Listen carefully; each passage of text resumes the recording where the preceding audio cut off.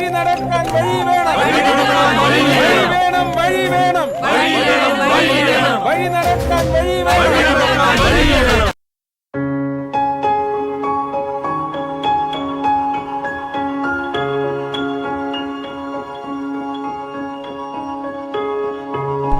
നിങ്ങളുടെ panel discussion ഔപചാരികമായിട്ട് ഉദ്ഘാടനം ചെയ്തതായി അറിയിക്കുന്നു.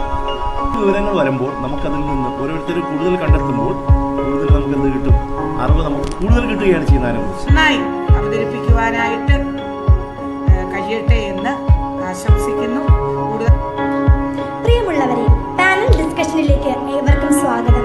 ഒരിരുണ്ട കാലത്ത് അടിച്ചമർത്തപ്പെട്ട് കിടന്ന വലിയ സമൂഹത്തെ ആവേശത്തോടെ ആർജവത്തോടെ ഉയർത്തെഴുന്നേൽപ്പിക്കാൻ പ്രേരിപ്പിച്ച മഹാത്മാക്കൾ കാട്ടുന്ന വഴിയിലൂടെ കേരളം നേടിയെടുത്ത മാറ്റത്തിന്റെ കൊടുങ്കാറ്റായിരുന്നു കേരളീയ നവോത്ഥാനം.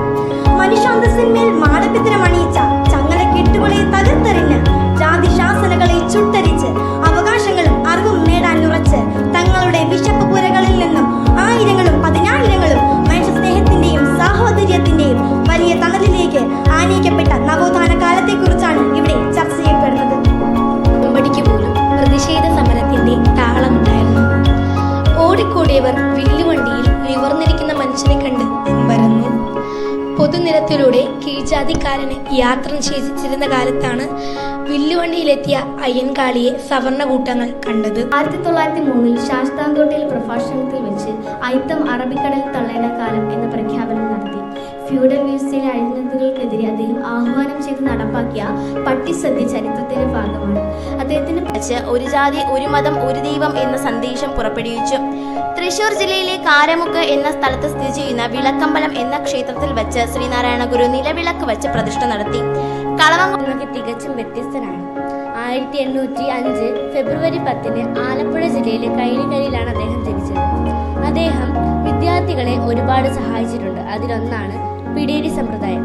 സ്കൂളുകളിലും ആശ്രമങ്ങളിലുമൊക്കെ ഉച്ചക്കഞ്ഞി നൽകുവാൻ കണ്ടെത്തിയ മാർഗമാണ് പിടിയേരി സമ്പ്രദായം. നിന്ന ജാതീയമായ ഉച്ചനീചത്വങ്ങളെ വരച്ചു കാട്ടുകയും വിമർശിക്കുകയും ചെയ്യുന്ന അദ്ദേഹത്തിന്റെ രചനയാണ് പ്രശസ്തമായ ജാതിക്കുമ്മി എന്ന കവിത. അരയ സമുദായത്തിന്റെ ഉന്നമനത്തിനു വേണ്ടി കറുപ്പൻ സ്ഥാപിച്ച പ്രാദേശിക ശാഖകളാണ് സഭകൾ. കേരള ലിങ്കൺ എന്നാണ് പണ്ഡിറ്റ് KP കറുപ്പൻ. ഉപജാതികൾക്ക് അതീതമായി ചിന്തിക്കുകയും സമൂഹത്തിലെ ക്രൂരമായ അനാചാരങ്ങളെ എതിർക്കുകയും ചെയ്യുക, വിദ്യാഭ്യാസത്തിലൂടെ സാമൂഹിക സ്വാതന്ത്ര്യത്തിലേക്ക് എത്തുക എന്നതാണ് അദ്ദേഹത്തിന്റെ പ്രധാന. പൊതുജനങ്ങൾക്കിടയിൽ അവതരിപ്പിച്ച സാമൂഹിക നേതാവും പ്രത്യക്ഷ രക്ഷ ദൈവ വിശ്വാസികൾക്ക് ദൈവമായിരുന്നു പൊയ്കയിൽ യോഹാനൻ എന്ന പൊയ്കയിൽ. ചെമ്പഴന്തി കൽപ്പരമ്പ് വീട്ടിൽ ജനിച്ചു. 4 വർഷം നിന്നായിരുന്നു ആദ്യകാല നവോത്ഥാനം.